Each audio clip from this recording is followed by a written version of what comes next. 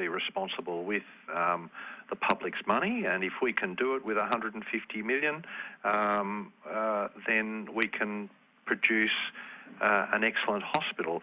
We're aiming for an acute level 4 hospital, so it may not have to include all the services that are provided already in Batemans Bay and Moruya hospitals.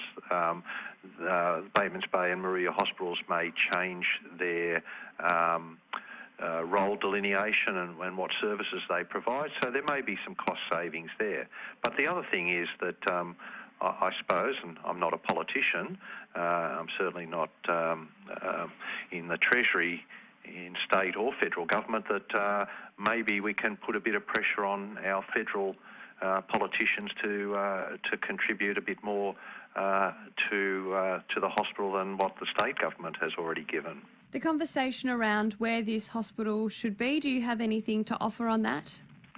Well, when we started our ONE Eurobodalla Hospital movement, and when we commenced the petition, there were 3 points in the petition.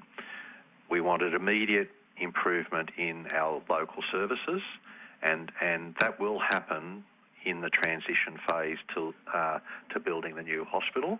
We wanted the single new level 4 regional or base hospital, and we wanted to have equitable access for all the people of the Eurobodalla from north of Batemans Bay to south of Moruya.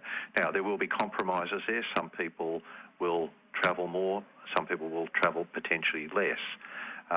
But that's not our group's decision. That is part of the planning that is done by the Ministry of Health and Public Works.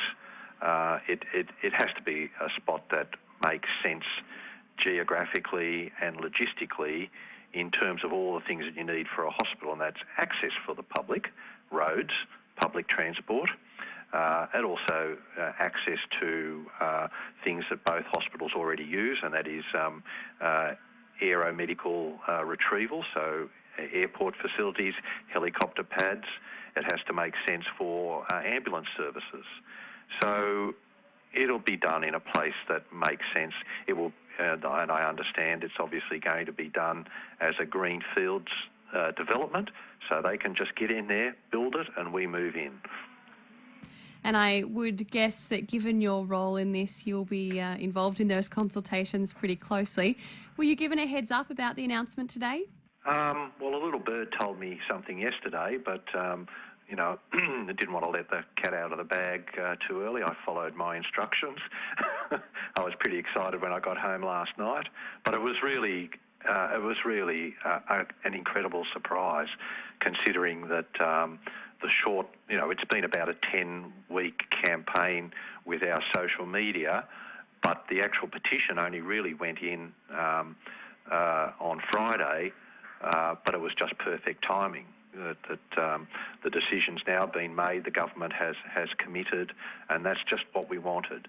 So the role of our group will evolve. It'll become less, well, we won't have to ask to get the new hospital because we've got commitment, but the role will be more keeping the community informed on how the hospital is developed, and Mr Constance is very keen to organise a community committee that involves community members, doctors, hospital management and Indigenous representative to help with this development, which is something that wasn't sort of established from the very beginning in the development of the South East Regional Hospital. Dr. Michael Holland there, one of the driving forces behind that push for a new Eurobodalla Hospital, and they asked and received all within a very short time of delivering that petition, but as he says, the social media campaign many months in the making. $150 million put aside for that project. New Eurobodalla Hospital